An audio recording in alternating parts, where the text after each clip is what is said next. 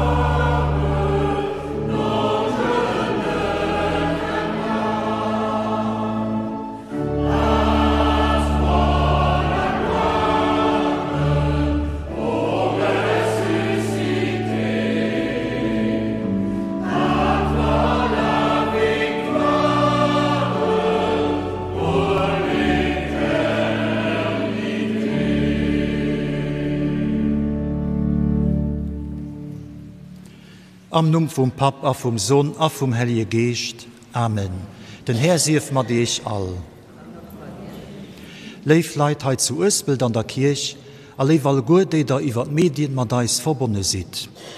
All sonndech as eng Erinnerung un Osteren, e Begenen mam oberstanenen Jesus. Das fir eis eng Geleenheet eise Glaven ze bekennen. Haut Wilmer mat den échten Zeie vun der Oberstehung, a mat alle Christe vun der ganzer Welt eis Fried zum Ausdruck bringen. Den Oberstanenen schenkt eis Frieden a Verzeihung, sein Erbämen, besonne schaut sondig vun der Barmherzigkeit, wie ihr nach genannt gëtt. Och van eise Glawe schwerers, will man mat Vertraue bei de goen, den Lo bei eis kënnt.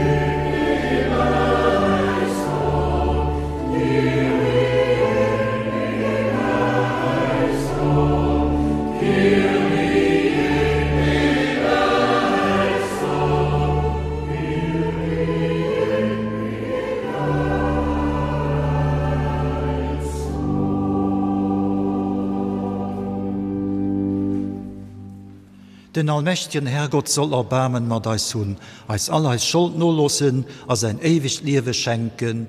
Amen. Gloria in excelsis Deo.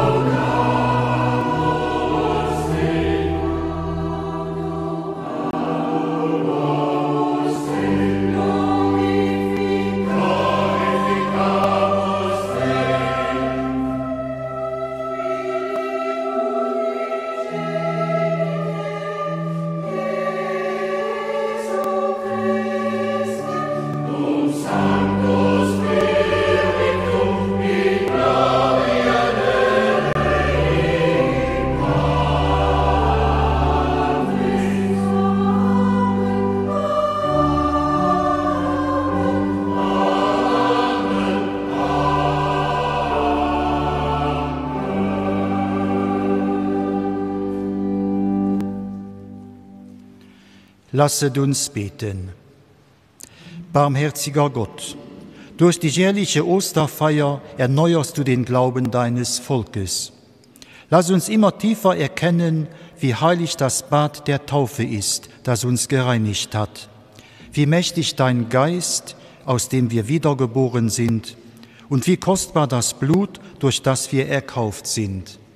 Darum bitten wir durch Jesus Christus, deinen Sohn, unseren Herrn und Gott, der in der Einheit des Heiligen Geistes mit dir lebt und herrscht in alle Ewigkeit. Amen. Lesung aus der Apostelgeschichte. Die Gläubigen hielten an der Lehre der Apostel fest und an der Gemeinschaft, am Brechen des Brotes und an den Gebeten. Alle wurden von Furcht ergriffen, und durch die Apostel geschahen viele Wunder und Zeichen. Und alle, die glaubten, waren an demselben Ort und hatten alles gemeinsam. Sie verkauften Hab und Gut und teilten davon allen zu, jedem so viel, wie er nötig hatte. Tag für Tag verharrten sie einmütig im Tempel, brachen in ihren Häusern das Brot und hielten miteinander Mahl in Freude und Lauterkeit des Herzens. Sie lobten Gott und fanden Gunst beim ganzen Volk. Und der Herr fügte täglich ihrer Gemeinschaft die hinzu, die gerettet werden sollten. Wort des lebendigen Gottes.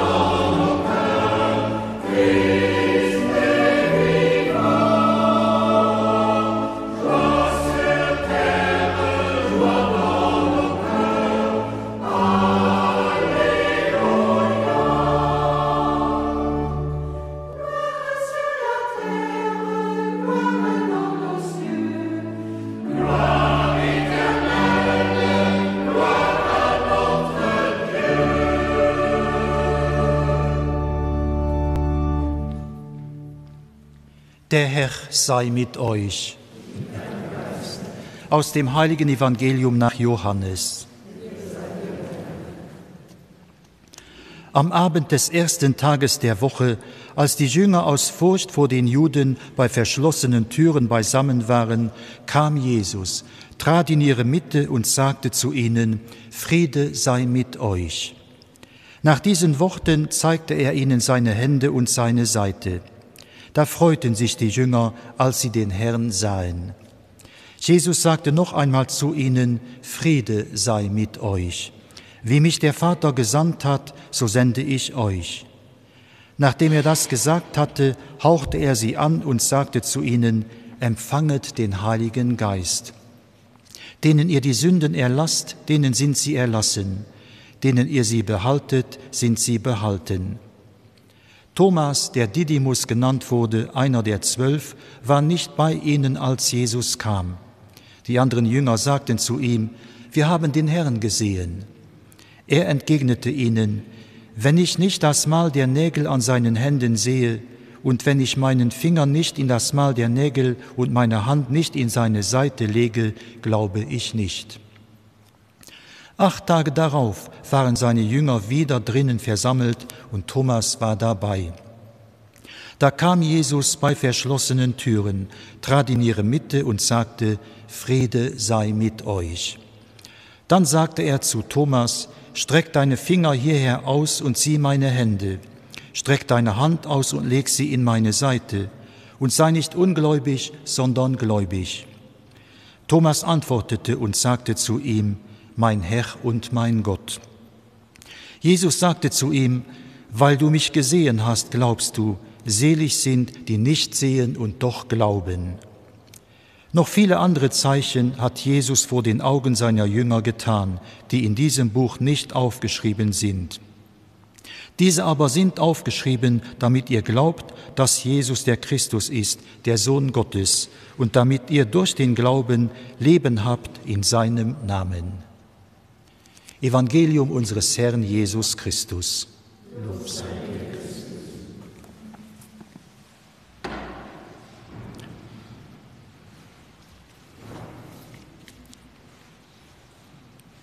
Liebe Schwestern und Brüder, paradiesisch klinget, wat eis do iwwer d'Verhältnisse an der Urkirch an eiser Lesung verzielt gëtt. Bald ze schein fir woer ze sinn, fan der net.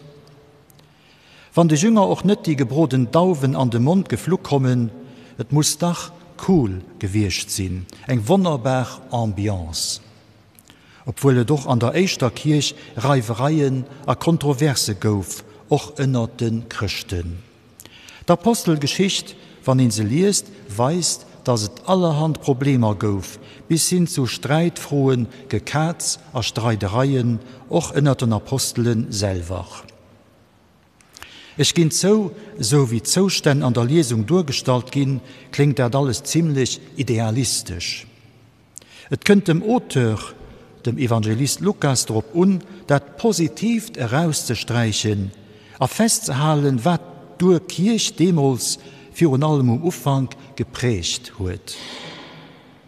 Hier formuliert ziemlich begeistert das Programm von der ersten christlicher Gemeinschaft zu Jerusalem. Und du hast es sicher übrig, das wesentlich zu betonen und zu unterstreichen. Nicht anderes machen Referenten bei Festverträgen auf Jubiläumsfeiern. Du geht Geschichte von einer Firma oder einem Verein auch positiv besprach, ohne zu viel auf bestehende Schwierigkeiten und Rückschläge anzugehen. Es sieft dann, der Redner annimmt sie, wie dann direkt zu sagen, wie gut den dat an den Griff kriegt huet. Es geht hier bei enger Festriet drum, den Anlass abzugreifen, für die Nolausterer zu encouragieren, auf friedlich dran zu bestärken, am Sinn vom Vereins- oder Firmengründer weiterzumachen. Das darf dann noch gelegentlich ein bisschen mehr beschönigend sein. So auch hei. Was die Gemeinschaft zusammenhält, ist jedenfalls Lehre von den Aposteln, Gemeinschaftserlebnis, Brotbriechen, gemeng das Massfeier, an Mateneen Bierden. Zusammen stehen an den gemeinsamen Überzeugungen, als eins sind, an Mateneen Eucharistie feiern, an Bierden. Das soll uns inspirieren, wie das auch mir an eiser religiöser und der antireligiöser Umwelt zusammenhalten. Bei dem Evangelium an den Thomas, den zweifelt. Zweifeln as jo auch eis net friem. Weil auch wenn wir leben, et bleiben immer Frohen, an die der ruhig sind. Dann Begreiflichkeit vor Gott, so auch d'Oberstehung vom Jesus, as sehr groß, für sie ganz zu verstehen. Mir wenn wir vier Geheimnis vor Gott stehen, as es wichtig, dass wir Frohen an sichen. Gehört also den Zweifel zum Glauben. Den Papst Franziskus wurde mal bei so ungelöste Frohe gesot, dat weiß ich nicht. Ma hier so doch, Christ, dem sei Glav nach nie an ein Kris geroden ass, dem fehlt etwas. Den Anselm Grün as mal gefragt gin, ob hien dann Zweifel hätt. An ihren Antwort, natürlich. Die guck nicht mal gut an ich schaffen drun, mich desideiere mich allkeier für den Glauben. Den Apostel Thomas leef alle gut, als für eis haut ein Mensch, bei dem gesehen, wie jemand am Zweifel umgeht. Ma erleben ihr Loch, wie andere mit dem Zweifel umgehen. Sie neidigen, aber bedrängen hier nicht. Hier as für sie nicht den Außenseiter, der stur und unbelehrbar ist, zu holen Rücksicht. Zum Glauben und den oberstandenen Christus kann ich kein forcieren. Da komme Genot an Erlichtung von Christus selber. Verhalen vom Jesus, wie wir es gerade gelesen haben, erkennen ich, dass Gott auch die Menschen echt hält, die nicht gleich leben können. Das leidet am Wesen, wo Sänger lebt an Barmherzigkeit. Gott zieht eis net mat Fesseln us sich, me wirbt meis, lackelt eis. Hier sehnt sich da nur, dass ma Jo zu ihm soen, an mischt alles so viel. Hier respektiert aber immer eis frei Entschädung.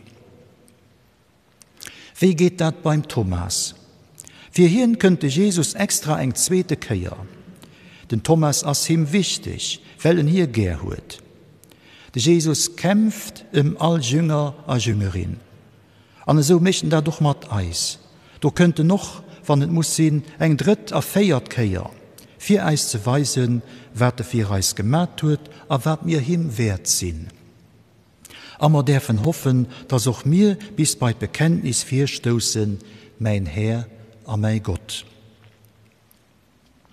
Leifren, den Thomas wollte dem Jesus sing Wonne gesinn, abreieren. Doma tellt hier die Realität vom Kreuz ganz echt.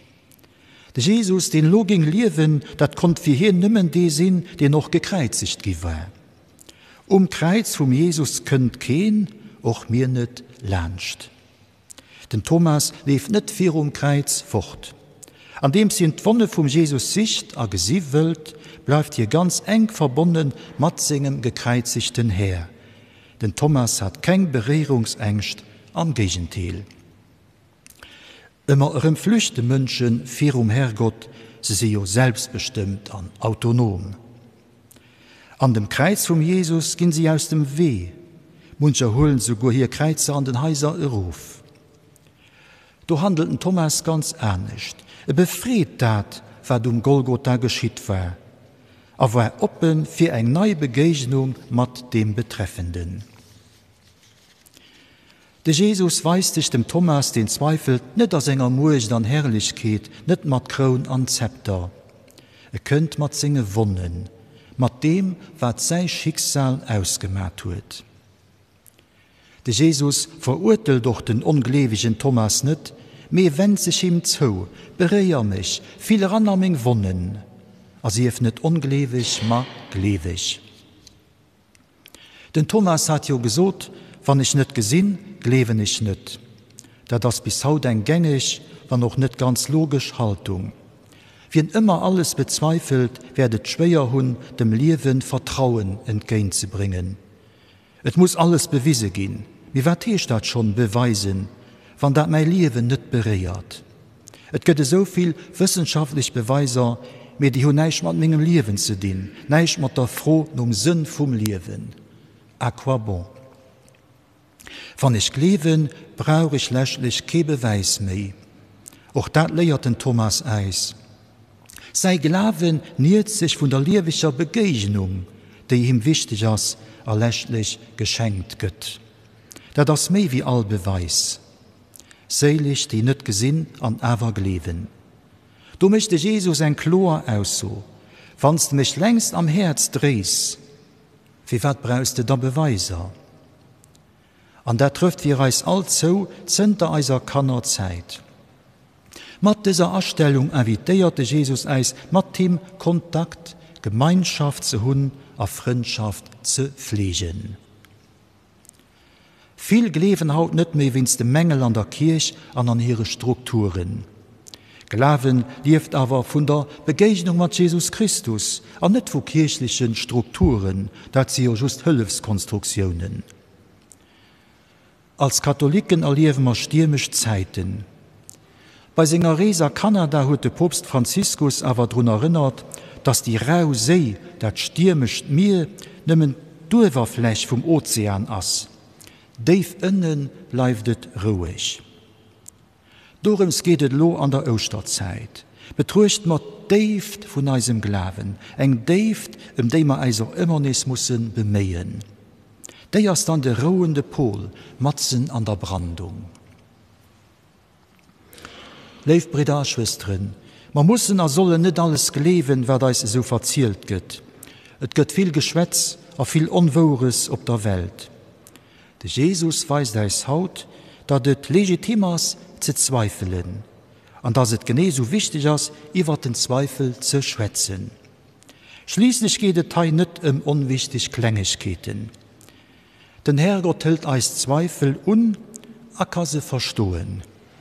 An all Zweifel, die vielleicht durch das Geheimnisvoll von Gott ausgelöst gehen ass, wird irgendwie, wenn ein ausgehaltener Gott dahin gehalten wird, nicht mehr sucht oder sogar verötelt gehen, mehr abgelöst gehen. Amen. Ich glaube an Gott, den Vater, den Allmächtigen, den Schöpfer des Himmels und der Erde, und an Jesus Christus, seinen eingeborenen Sohn, unseren Herrn, empfangen durch den Heiligen Geist, geboren von der Jungfrau Maria, gelitten unter Pontius Pilatus, gekreuzigt, gestorben und begraben, hinabgestiegen in das Reich des Todes, am dritten Tag auferstanden von den Toten, aufgefahren in den Himmel, er sitzt zur Rechten Gottes, des allmächtigen Vaters, von dort wird er kommen, zu richten die Lebenden und die Toten. Ich glaube an den Heiligen Geist, die heilige katholische Kirche, Gemeinschaft der Heiligen, Vergebung der Sünden, Auferstehung der Toten und das ewige Leben. Amen. Dem Jesus sing Oberstehung gëtt all Liewen eng neue Dimension. Los mir voll Vertrauen für die Welt an Menschheit beten.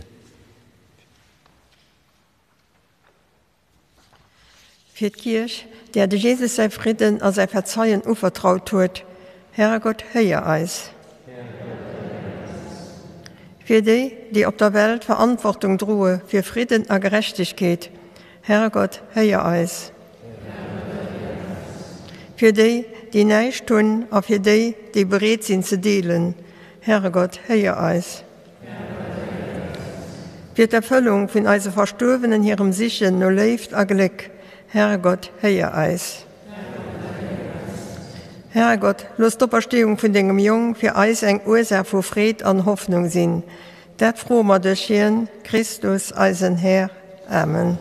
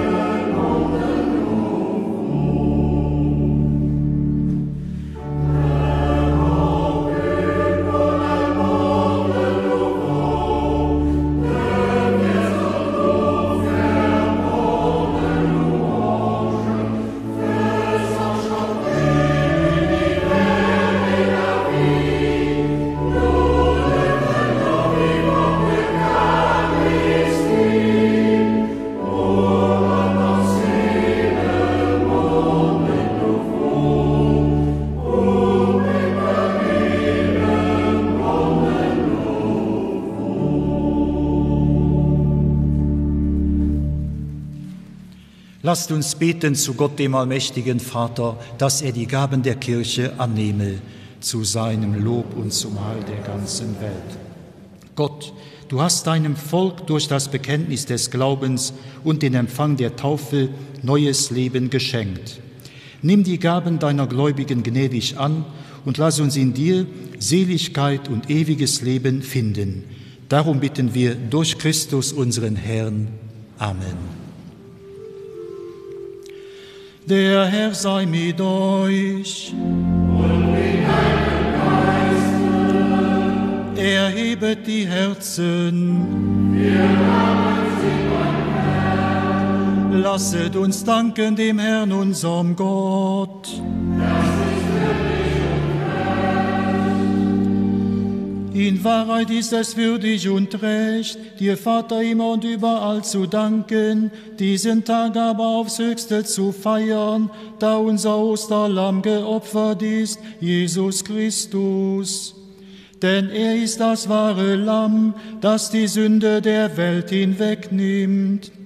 Durch seinen Tod hat er unseren Tod vernichtet und durch seine Auferstehung das Leben neu geschaffen. Darum jubelt heute der ganze Erdkreis in österlicher Freude. Darum preisen dich die himmlischen Mächte und die Chöre der Engel und singen das Lob deiner Herrlichkeit.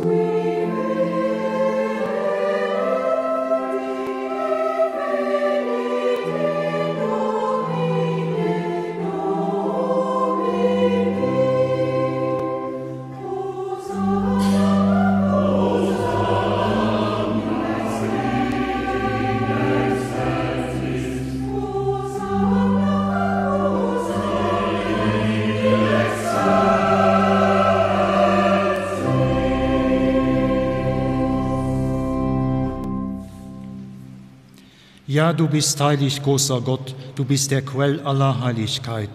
Darum kommen wir vor dein Angesicht und feiern in Gemeinschaft mit der ganzen Kirche das Hochfest der Auferstehung unseres Herrn Jesus Christus. Durch ihn, der zu deiner Rechten erhöht ist, bitten wir dich. Sende deinen Geist auf diese Gaben herab und heilige sie, damit sie uns werden, Leib und Blut deines Sohnes, unseres Herrn Jesus Christus. Denn am Abend, an dem er ausgeliefert wurde und sich aus freiem Willen dem Leiden unterwarf, nahm er das Brot und sagte Dank, brach es, reichte es seinen Jüngern und sprach: Nehmet und esset alle davon, das ist mein Leib, der für euch hingegeben wird.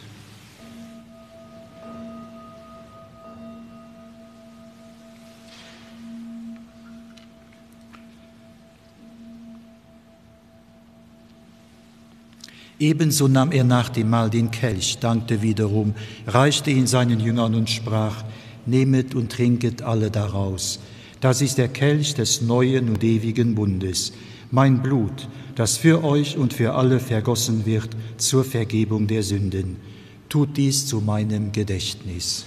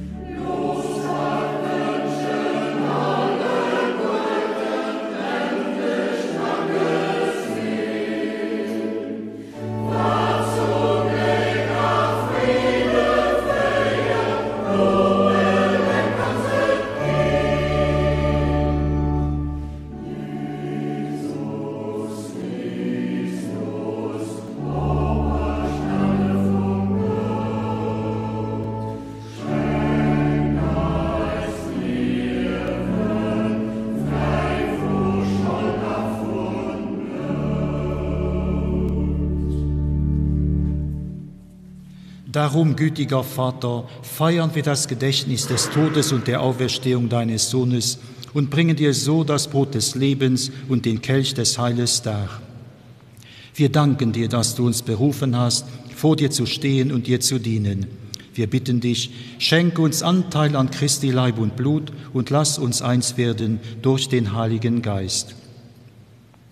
Gedenke deiner Kirche auf der ganzen Erde und vollende dein Volk in der Liebe, vereint mit unserem Papst Franziskus, unserem Bischof Jean-Claude, seinem Weihbischof Leo und allen Bischöfen, unseren Priestern und Diakonen und mit allen, die zum Dienst in der Kirche bestellt sind. Gedenke unserer Brüder und Schwestern, die entschlafen sind, in der Hoffnung, dass sie auferstehen. Wir feiern das Mass als Joemas für Lucy Raus-Mohr, als Stiftung Familie Simon Brimeyer. Nimm sie und alle, die in deiner Gnade aus dieser Welt geschieden sind, in dein Reich auf, wo sie dich schauen von Angesicht zu Angesicht. Vater, erbarme dich über uns alle, damit uns das ewige Leben zuteil wird, in der Gemeinschaft mit der seligen Jungfrau und Gottesmutter Maria, dem heiligen Josef mit deinen Aposteln und mit allen, die bei dir Gnade gefunden haben von Anbeginn der Welt, dass wir dich loben und preisen durch deinen Sohn Jesus Christus. Durch ihn und mit ihm und in ihm ist dir, Gott allmächtiger Vater, in der Einheit des Heiligen Geistes, alle Herrlichkeit und Ehre, jetzt und in Ewigkeit. Amen. Nun will wir zusammen noch für den anderen so beten, wie Christus selber uns gelehrt hat.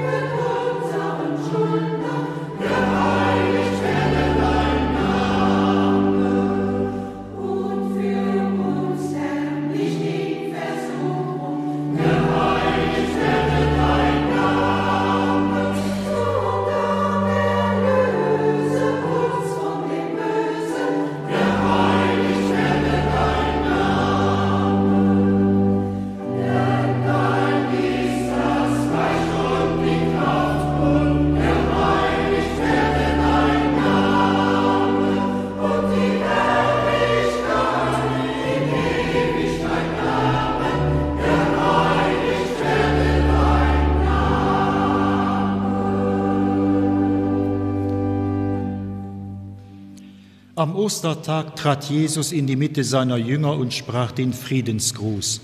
Deshalb bitten wir, Herr Jesus Christus, du Sieger über Sünde und Tod, schau nicht auf unsere Sünden, sondern auf den Glauben deiner Kirche und schenke ihr nach deinem Willen Einheit und Frieden. Der Friede des Herrn sei allezeit mit euch.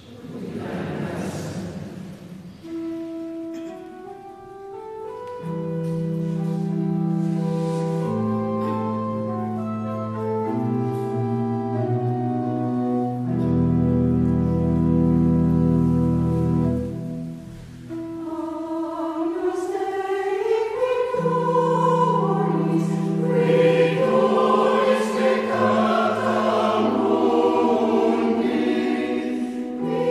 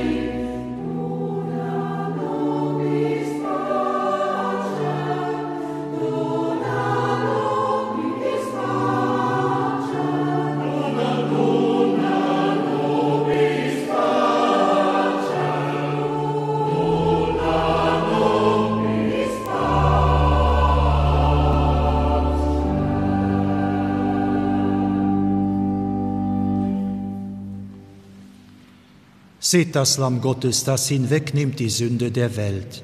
Herr, ich bin nicht würdig, dass du eingehst unter mein Dach, aber sprich nur ein Wort, so wird meine Seele gesund. Selig, die nicht sehen und doch glauben. Alleluia.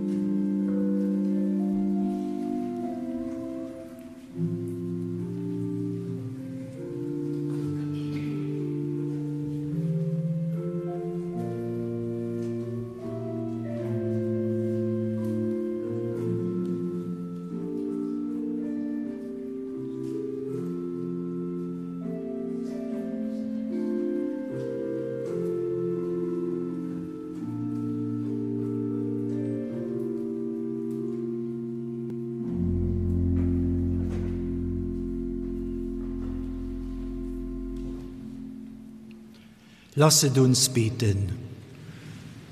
Allmächtiger Gott, im heiligen Sakrament haben wir den Leib und das Blut deines Sohnes empfangen. Lass diese österliche Gabe in uns weiter wirken und fruchtbar sein. Darum bitten wir durch Christus, unseren Herrn. Amen.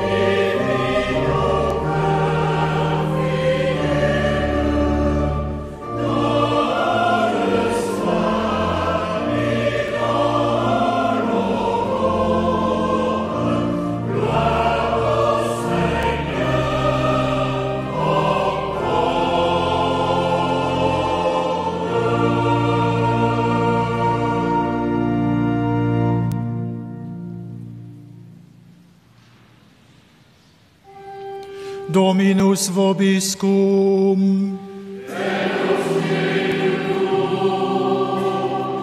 Benedicat vos omnipotens Deus, Pater et Filius et Spiritus Sanctus. Amen. Ite missa est, Alleluia, Alleluia.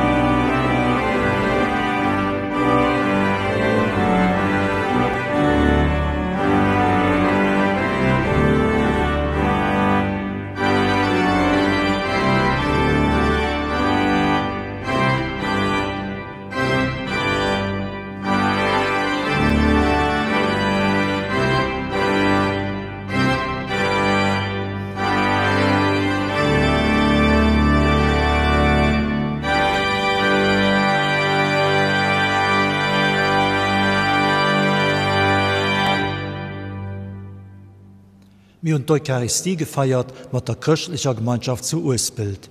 Den nächsten Sonntag über Dromatmass von Weiler Latour. Und los schalten wir zurück an den Studio.